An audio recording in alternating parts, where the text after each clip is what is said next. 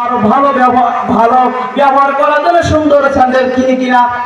আর আমার রাসূল বলেন, হে নবী উম্মতের দল, ভালো করে শুনিয়ে রাখবা। রাসূল করিম সাল্লাল্লাহু আলাইহি ওয়াসাল্লাম বলেন, হে আমার উম্মতেরা, তোমরা শুনে রাখো,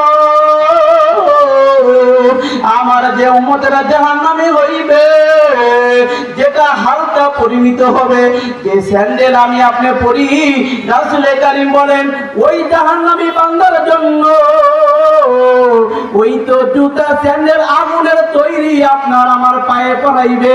যদি আমি জাহান্নামী লোক হয়ে যাই আর যদি জাহান্নামী হই, আর তাহলে তো আমাকে ওই জাহান্নামীর ওই আগুনের তাপের জুতা যদি আমাকে পরায়, ওই স্যান্ডেল যদি পরায়, তাহলে এইটা কেমনে আমার আপনার কাছে হালকা পরিণত হবে? রাসূল করিম সাল্লাল্লাহু আলাইহি ওয়াসাল্লাম এটা বলতেছেন, এটা তোমাদের জন্য হালকা। আর যার পায়ে আগুনের জুতা পরানো হবে, এই লোক ডাক দিয়ে বলবেন, ও মালিক, আমার মনে হচ্ছে জাহান্নামের ভিতরে এর বেশি আর কঠিন শাস্তি মনে হয় না, এর থেকে বেশি মনে হয় কঠিন শাস্তি আমার কাছে নাই মনে হচ্ছে। তাহলে যখন আমাকে আপনার এই জুতা, এই আগুনে তৈরি জুতা পরাবে, তাহলে ওই সময় কি হবে? পায়ে যখন পরানো হবে, পায়ে পরানোর সঙ্গে সঙ্গে আমার আপনার শরীর অন্যরকম হয়ে যাবে, মাথা মসজিদে লেগে যাবে। বন্ধু আসেন, এই জন্য হায়াতের জিন্দেগি একেবারে অল্প একটু সময়, এই সময়টা আমরা কোন কাজে লাগাইতেছি? এই সময়টা আমাকে আপনাকে লাগাইতে হবে আল্লাহর কাজে। কেননা যদি আল্লাহর কাজে আমি না লাগাই, এই দুনিয়ায় আমরা এসি এই নাই। কারণ হায়াতের জিন্দেগি আমার আপনার একেবারে সময়। এই তো আমরা সুন্দর একটা জান্নাতের বাগানের ভিতরে বসতে পারছি, এই জায়গা থেকে কেউ বলতে পারবো না আমরা বাড়িতে যাইতে পারবো। বলতে পারবো? কি বলা সম্ভব? কেউ বলতে পারবেন নাকি এই জায়গা থেকে বাড়িতে যাওয়া যাবে? কখনো সম্ভব নয়। কারণ এই জায়গা থেকে আমি আপনার বাড়িতে যাইতে পারবো না। যদি এইটাই হয়, তাহলে বন্ধু আসেন, কেন আজ আমরা দুনিয়ার অহংকারী নিয়ে চলতেছি? কেন আজ দুনিয়ার জামাত নিয়ে চলতেছি? এই জামাত আমি কই দেখাবো? এই জামাত কার সামনে দেখাবো?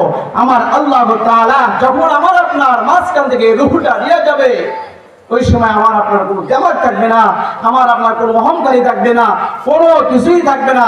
এজন্য আসেন বন্ধুরা, আল্লাহ তাআলা আমাদেরকে যে কদিন বাঁচিয়ে রাখবেন, আমরা চেষ্টা করব, আল্লাহ চেষ্টা তো করতেই হবে, এবং আল্লাহর অনুগত, আল্লাহর কোরআনটা যেভাবে আমাকে চলতে বলছে আপনাকে, সেভাবে আমরা এই কোরআন নিয়ে চলবো, কোরআনের পথে থাকবো। কোরআনের পথে থাকার কারণে এতে যদি আমার আপনার বাধা আসে, পিছনটা মারবেন কি? পিছনটা মারবেন নাকি? কোরআনের পথে চলার কারণে একজন পাখিকে জালেম বাদশাহে জালেম সরকার শেষ করে ফেলে দিলেন। কি আপনারা তার নাম জানেন নাকি? কোরআনের পাখি আল্লামা সাইদি সাহেবকে তারা শেষ করে ফেলে দিলেন। না, তারা বলতেছেন কি হয়েছে? তিনি মারা গেছে। তিনি মারা যায়নি, তেনাকে শেষ করে ফেলানো হয়েছে, তেনাকে মারে ফেলানো হয়েছে। আর একজন আলেমকে এত তারা করছে, এত টর্চার করেছে তার উপর। সোনার বাংলাদেশ 15টি বছর অনেক তাফসীরের কথা বলতে পারে নাই, অনেক বড় বড় আলেম কথা বলতে পারে নাই। কোরআনে কথা বলার কারণেই সমস্যা। আমি নিজে আমার সাদুল্লাহপুরে থানায় এই কোরআনে কথা বলার কারণে সামান্য সাইদি সাহেবের কথা নিয়ে আসার কারণে আমাকে আটক করেছিল। যাই হোক, কারণ আল্লাহর কোরআনের পথে থাকলে আমার আপনার সাথে থাকবেন কে? আল্লাহ। নারে তাকবীর। দ্বিতীয় বক্তার আগমন, শুভেচ্ছা স্বাগত।